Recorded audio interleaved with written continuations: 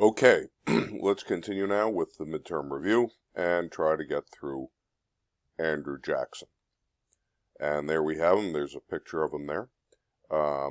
Democracy and our country. The Union must be preserved. So what we're going to talk about Jackson is going to be change that's taking place at this time in American politics.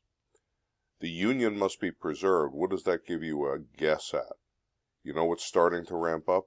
The slavery issue. And we've got to put the keeping the country together over the slavery issue. It's not really at Civil War yet. We're just in the 1820s, but you can see where this is all headed eventually. Okay, so when we talk about Andrew Jackson and the Jackson presidency, you're talking about change. New industrialization creates a lot of new workers in the cities. They are not landowners. That's important. A new rural poor, hired hands on the farms, and people working on those canals, working on those railroads, and an urban poor in the cities, workers in factories, workers in warehouses. You have new immigration. And those immigrants, many of them, didn't own any land or property or anything like that, and yet all of these people expect a voice in government. In the 1820s, states begin to drop property requirements to vote. Remember that in the colonies, you had to own land, or basically a business. So you had to have some kind of value or property in order to qualify to vote. By the time Jackson's coming along, you had to pay taxes, or even just a tax at the voting place. You paid a sort of fee that counted as a tax. But that meant that now pretty much all adult white males could vote. So if we look at this for a moment, I'm going to pull you over here. Where am I? Nope. There we go. Suffrage is a fancy word for the right to vote. 1800. So, new Constitution goes into effect 1788. By 1800, you're just getting out of the Washington presidency. And you can see here, the green states, I know it's a little fuzzy here, but the green states had property qualifications to vote. So those were green. But they also had an alternative. You could pay taxes. So here in New York and South Carolina, you either had to own land or you had to pay a certain amount in taxes. The yellow areas had property qualifications to vote, and there was no way around that. So Massachusetts, Connecticut, Rhode Island, New Jersey, Maryland here, Delaware, Virginia, and then Tennessee is over here. All of those, Ohio is about to be a state, not yet. All of those areas, you could not vote unless you owned land. The blue states here did not require property at all, but you see the T, Pennsylvania, North Carolina, and Georgia all required you to pay taxes. Okay, so 1800, you've got a lot of places that require property, some places that require taxes, some places that require one or the other. By the time you get to 1830, just 30 years later here, and I'll just pull this up just a little bit if I can. By the time you get to 1830, you see no property qualifications. The blue, nobody has to own land. And in many of them, most of them, you didn't have even a tax qualification. So there's Alabama, New York, Rhode Island, and New Jersey still kept the property qualifications, but most of these other places did not. Now, what does that mean? Like, what is it? Who cares? What that means is the people are getting to vote for state legislators, for members of Congress. You don't have to be a landowner. You don't have to be upper class. You don't have to be particularly wealthy. Prior to this, oh, that moved up, sorry. Prior to this, prior to Jackson, in the 18 teens, you kind of had to be part of that elite to be able to vote. Wasn't very elite, middle class and up, but the poor didn't get much say. Now you have a lot more poor class out there, and they're all getting a say in election. Watch that and hold it in your head for just a moment. At the same time that's happening, you're getting changes in the electoral college. Now watch this.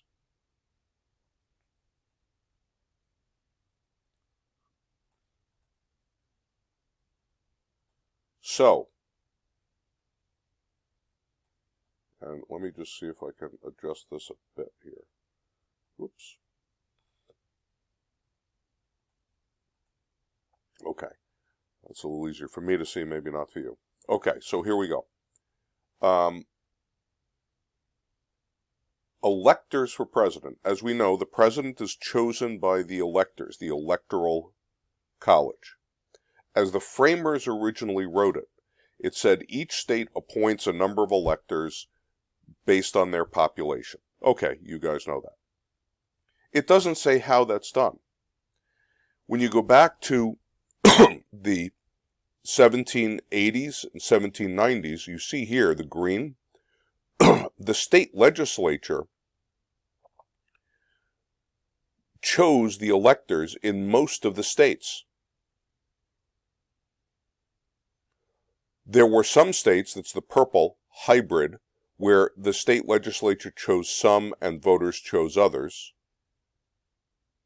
And then blue was districts, so individual districts within the state. If you had a congressional district, they voted, okay, for electors.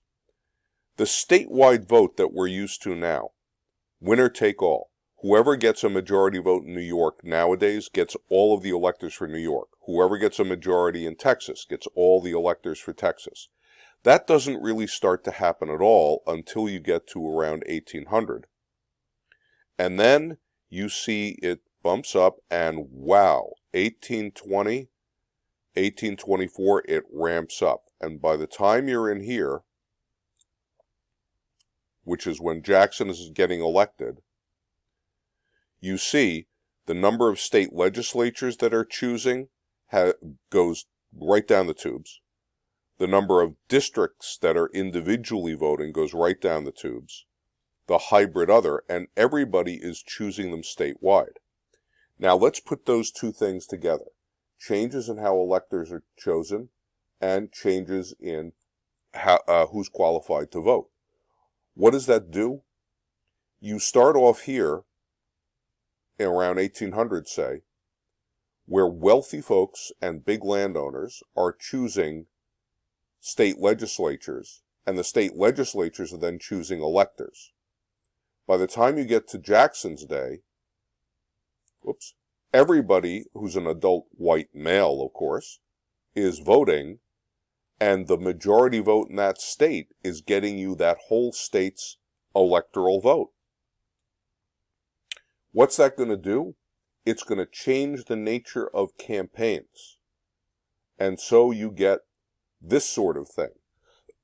Instead of convincing the wise men of a state in the state legislature that you are the best candidate for governor, you are going out to the people of the state and trying to drum up a campaign of support. Huzzah for General Jackson! Down with the Yankees! Jackson's support was mostly, we'll see, down in the South here. So the enemy were those guys, the Yankees, who were the shorthand term at the time for New Englanders. Jackson forever, the hero of two wars and of Orleans. the Battle of New Orleans, the man of the people, he who could not barter nor bargain for the presidency, be derived from the people, Old Hickory. That was Jackson's nickname. So, campaigning goes through a major change under Jackson. Let me pull back down to the notes here. It keeps popping up there. And this is what's starting to happen. Now let's notice this. As we said, prior to Jackson, most states, the electors were chosen by the state legislature. Now it's the people. That transition takes place between the 1824 and the 1828 election. Whoops. I keep bouncing around here. Sorry, guys. Election of 1824, Jackson loses, but let's look at why.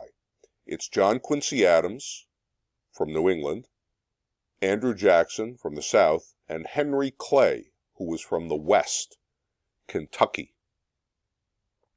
Let's take a look at those. Oh, oops, nope. 1824, there we go. What happens?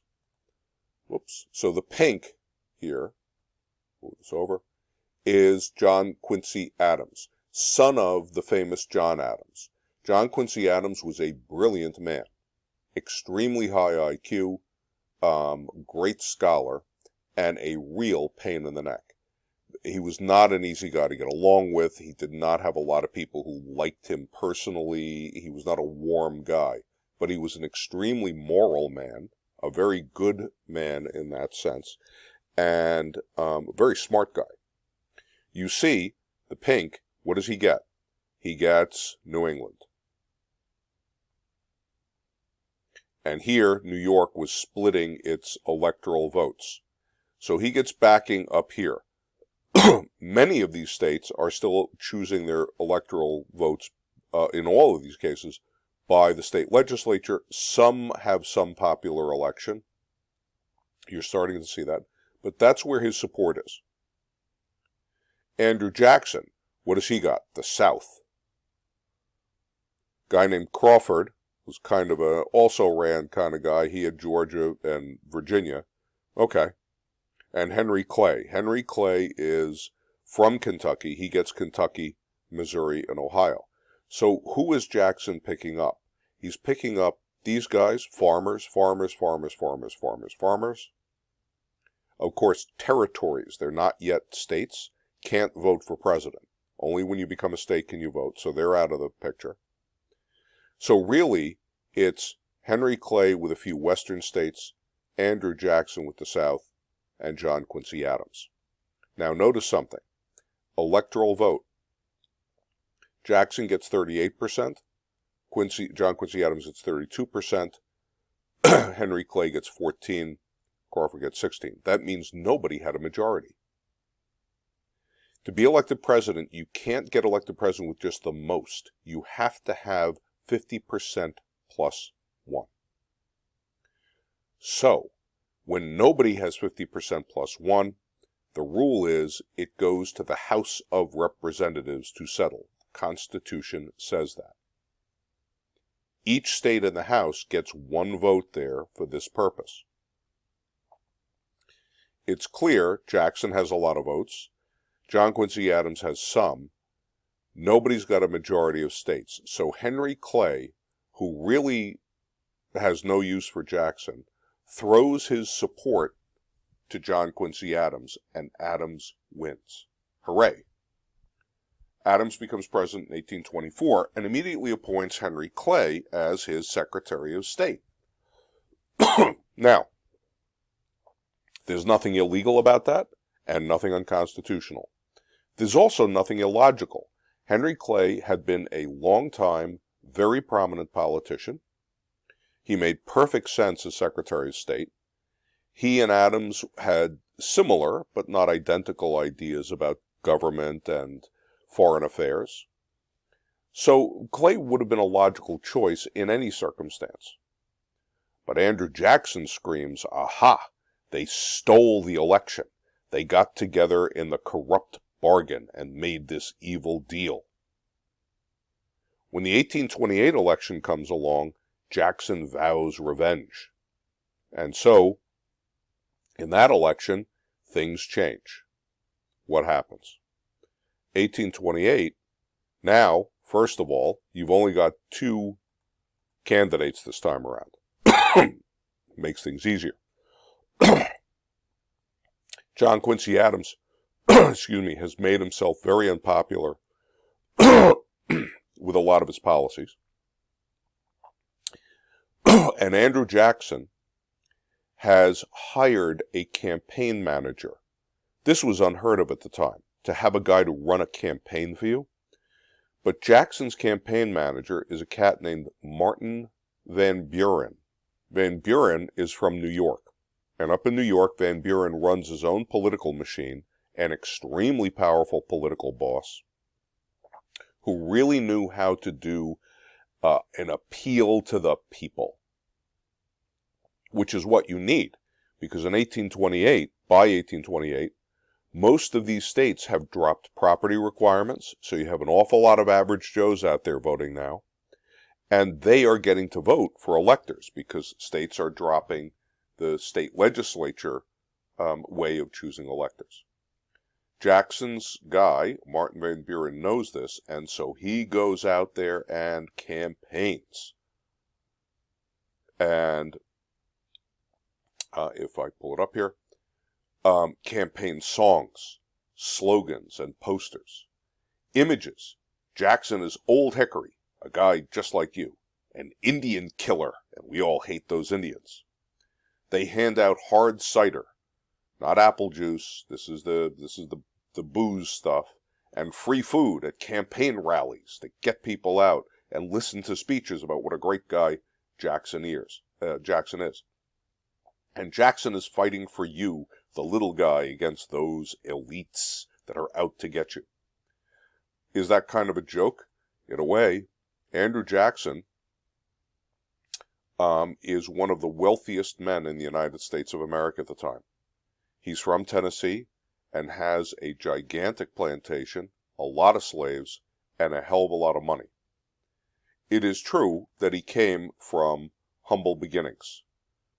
He originally came from the Carolinas when he was a boy. He moved out to Tennessee to find land and start his plantation.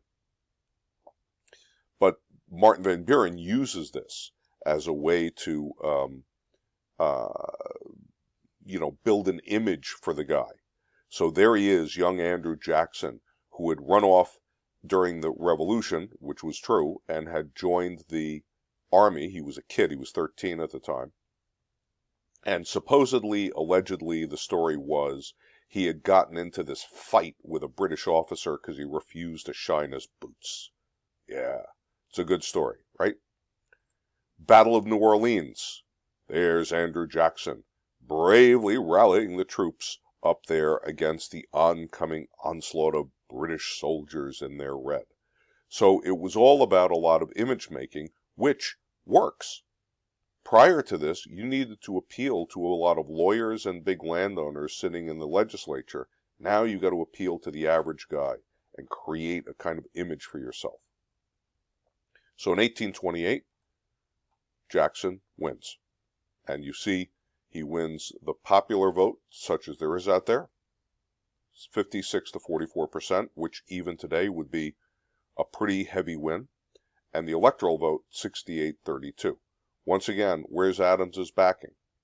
Massachusetts, where he comes from, New England, generally, and Jackson's got pretty much everybody else. So it becomes Jackson fighting for you against the elites up in New England. Okay. Nope. Sorry about that. Okay. So, as president, Jackson's a very controversial figure. He introduces the spoils system. That comes from the word to the victor belongs the spoils. Prior to Jackson, government employees largely kept their jobs, president to president, if they were doing a good job. They were professionals. So the clerks and the accountants and all that stuff, they kept their job. Jackson brings in the practice of firing everybody and replacing them all with his political campaign supporters as a way to pay them off. The National Bank, remember Hamilton's National Bank? That comes up for renewal. The charter on that had to be re-upped every few years. The National Bank, question, is it constitutional? Supreme Court had said it is, but Jackson vetoes the law that would have put it into place again. To override a presidential veto, you need 2/3 of both houses of Congress, and they couldn't get that. So Jackson kills the National Bank. Before Jackson comes along, it was assumed that the president's veto was there to stop laws that were truly unconstitutional. Jackson starts to use it simply because he thinks things are a bad idea. He doesn't care. He's going to veto simply because he doesn't like the bank, and starts really wielding the veto like a weapon of the president's power. The Cherokee Indians in Georgia have their land taken away from them by the state of Georgia. They're sitting on some property that was pretty good farmland. So the state of Georgia basically cancels them and tries to throw them off their land. Well, the Indians bring a court case. The court case is called Worcester v. Georgia, Worcester against Georgia. And the Supreme Court says Georgia is acting unconstitutionally. States cannot simply break contracts with the Indians. Contract is a sacred agreement. States also have no power to deal with Indians. Only the federal government does. The Constitution says that explicitly. And so the Supreme Court says the land should be returned to the Indians, and the Indians should be left alone by Georgia.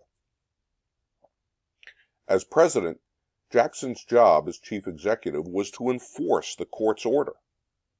Instead, he simply says, the court has decided, now let's see them try to enforce it. And he basically ignores the court.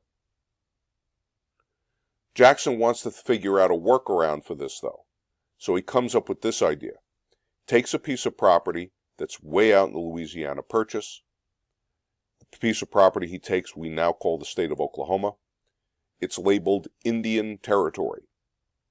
And Jackson encourages the Indian Removal Act that forces the Cherokee, and Indians from any other place in the U.S., to pack up and relocate to the Indian Territory.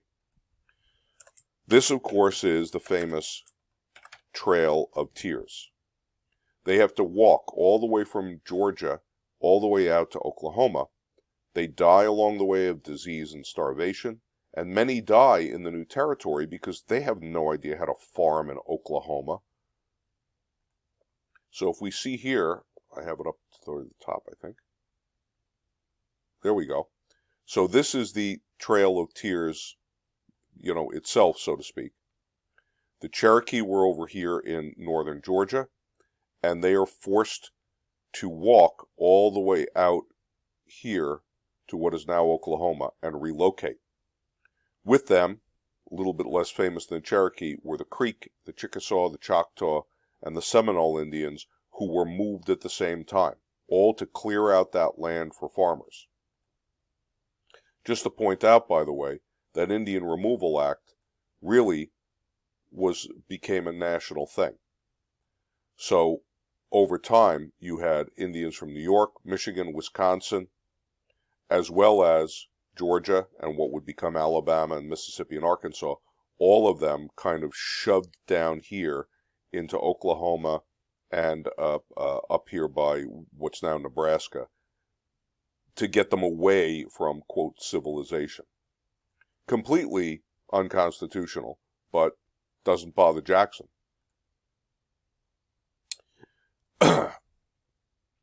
So Jackson, controversial, why? Because what is he? Is he a hero of the little guy? He stands up for the little guy as he perceives it, and uses his veto to advance the agenda for which he was elected. He sees the national bank as a threat to a small farmer. We talked about why the farmers are not fans of banks. He sees farmers as needing protection from Indians and the New England elites, and fights what he sees as the entrenched, the embedded interests old money and old political families. Is he giving the common man more say? Is this, I say up here, democracy, or what the framers feared about an emotional mob in the street and a popularity contest for president? Depends on who you ask. To this day, Jackson is controversial. Some people see him as this hero. Other people see him as the enemy of the Constitution. He simply ignores the Supreme Court when he doesn't like what it says. He uses his veto not to protect the Constitution, but simply to defy Congress when he doesn't like what they say. The spoils system turns government into what? Payoffs to his supporters? Bribes to support him? And in fact, his economic plans to protect the farmer and all that actually crash the economy while he's president. He pretty well ruins the economy by these shenanigans.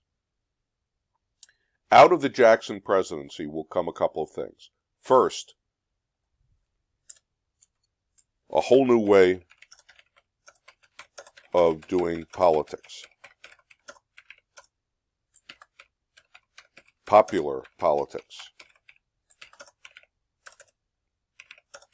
The politics, of popularity in the street. Two new parties come along. The Democratic Party, sometimes called the Jacksonian Democrats at this point. So the old anti-federalists have morphed into the Democrat Republicans, have now become the Democratic Party. Pro-farmer, pro-South, anti-bank, anti-bank, anti-tariff. Tariff, of course, we remember the tariff was the tax on imports that was supposed to help business by raising import prices. And in favor of states' rights against federal power. The opponent was the Whig Party. That Henry Clay calls his party a couple of things till they become called the Whig Party. And they're basically the continuation of Hamilton. Pro-business, pro-trade, pro-banking as stability for the economic system. Federal government building of roads and canals. He largely unsuccessfully tries for this, using the federal government to facilitate infrastructure for business. Clay doesn't get much of that done, but he tries.